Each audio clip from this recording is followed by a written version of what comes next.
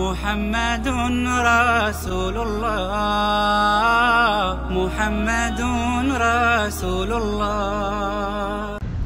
আসসালামু আলাইকুম ওয়া রাহমাতুল্লাহি ওয়া বারাকাতুহু। আলহামদুলিল্লাহ ওয়াসসালাতু ওয়াসসালামু আলা রাসূলিল্লাহ ওয়া বা'দ। সম্মানিত দ্বীনী ভাই, হেলাল আল নূর ভাই মালয়েশিয়া থেকে প্রশ্ন করেছেন যে আমি থাকি মালয়েশিয়াতে এবং আমার আত্মীয়স্বজন বাংলাদেশে মারা গেলে আমি তাদের জানাজা নামাজে মোবাইলের মাধ্যমে অর্থাৎ ভিডিও কলের মাধ্যমে বা জাতীয় কোনো সফটওয়্যারের মাধ্যমে ওই জামাতে অর্থাৎ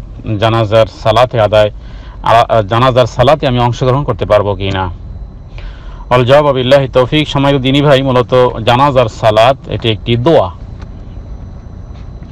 সুতরাং জানাজার সালাতে যে কাজটি করা হয়, জানাজার সালাত তারাই আদায় করবেন যারা সেখানে উপস্থিত আছেন। বাকি যদি জানা থাকে যে সেখানে জানাজার সালাত আদায় করার কেউ নাই, তাহলে আপনি গায়েবানা জানাজাও আদায় করতে পারেন।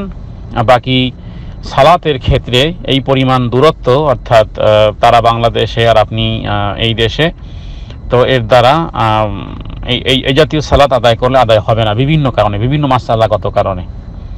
কারণ এখানে ইমামের মুসাবাকাত হতে পারে, ইমামের সামনেও আপনি হয়ে যেতে পারেন। দৃষ্টিকোণ থেকে দেখা গেছে ইমাম আপনার পিছনে, আপনি ইমামের সামনে। তারপরে বিষয় থাকে যে দূরত্বের ব্যাপারটি, সাফের দূরত্বের ব্যাপারটি, অর্থাৎ বিভিন্ন মাসাইলগতভাবে হাদিসের ব্যাখ্যা থেকে আমরা বুঝতে পারি যে এ জাতীয় সালাত আদায়ের পন্থা পদ্ধতি এটি হয়তোবা আপনার এই বর্তমানের প্রযুক্তির কারণে হয়তোবা আপনার মাথায় এসেছে। বাকি কোরআন এবং হাদিস থেকে এ জাতীয় কোনো বর্ণনা পাওয়া যায় না, আর এ জাতীয় এমনটি হয়নি কখনো। কারণ এটি জানাজার সালাত রাসূলুল্লাহ সাল্লাল্লাহু আলাইহি ওয়াসাল্লাম আদায় করেছেন যেই পন্থা এবং পদ্ধতিতে, সেই পন্থা এবং পদ্ধতির মধ্যে এটি পড়ে না। হোক না সফটওয়্যারে বা ভিডিও কলে, ইমোতে অথবা অন্য কোনো সোশ্যাল মিডিয়ার মাধ্যমে আপনি যদিও সরাসরি লাশ দেখেন বা ইমামকে দেখেন, তবুও এ জাতীয় নামাজ আদায় করলে নামাজ হবে না। এই কারণে যেহেতু এর দ্বারা অনেক মুখালাফাত এসে যায়। আর মূল বিষয় হলো যে জানাজার সালাত আদায় সওয়াব রয়েছে, আর জানাজার সালাতটাই হলো মূলত দোয়া। কারণ তার মধ্যে যে সমস্ত বিষয়গুলো পড়া হয়, আপনি সেই জাতীয় দোয়া আপনি তার জন্য পড়বেন। আর জানাজাও পড়তে পারেন, গায়বানা জানাজা পড়তে পারেন, যেভাবে করে রাসূলুল্লাহ সাল্লাল্লাহু আলাইহি ওয়াসাল্লাম তিনি বাদশাহ নাজ্জাশীর ব্যাপারে তিনি মদিনাতে বসেই জানাজার সালাত আদায় করেছিলেন।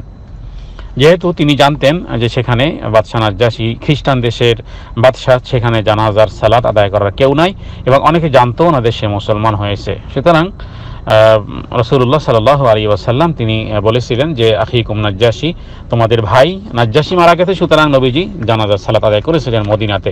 যদি আপনি জেনে থাকেন যে তার জানাজার সালাত আদায় কেউ করবে না, তাহলে আপনি জামাতবদ্ধভাবে আপনি মালয়েশিয়াতে তাদের জানাজার সালাত, ওই আত্মীয় জানাজার সালাত আদায় করতে পারেন।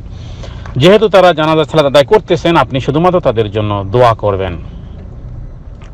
জানাজার সালাতে যে সমস্ত দোয়া করা হয়, সেই সমস্ত দোয়াগুলো আপনি করতে পারেন যে হে আল্লাহ, তাকে তুমি মাফ করো, রহম করো, নিরাপত্তায় রাখো, তাকে মর্যাদার সাথে অতিথিয়তা করো, তার বাসস্থানটা প্রশস্ত করে দাও, তাকে ধৌত করো, পানি বরফ শিশির দিয়ে তুমি তাকে গুনাহ থেকে এমনভাবে পরিষ্কার করে দাও।